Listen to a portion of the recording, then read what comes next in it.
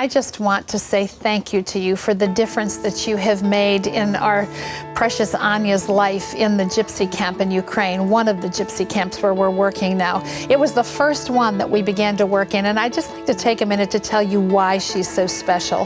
When we first met Anya, the children were gathering in a little room in the church. It was cold. There was some schooling being done, but it was pretty basic. The parents were illiterate, the poverty level horrible. But this light was Anya, this widowed woman who lived next door, and out of her little bit, the lack really, she would cook every day and bring lunch over for these children. Now, she fed them all, the whole school. Along the way, she became really a core in that community for the work that we've done there. I mean, since then, we've had some amazing opportunities to sow into that community, to see Christ changing lives, to see children being educated, and now their parents coming and saying, will you teach us to read and write too?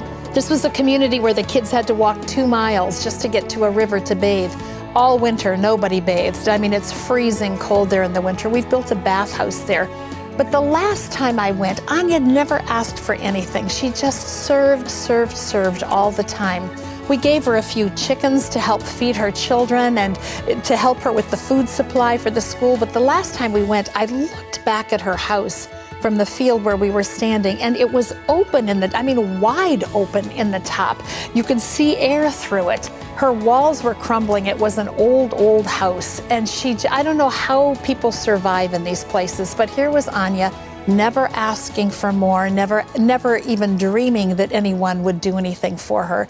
You made it possible for us to come into this dear woman who has served us and served the children of her village, asking nothing, and build this beautiful home for her.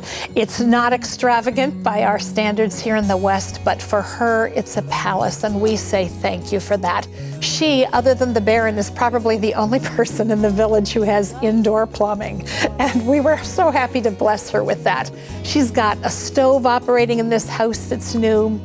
She's giving, and it's not just that she's blessing people with what she gives. She's setting that standard of servanthood, of serving one another and loving one another for a community where a lot of that had been forgotten.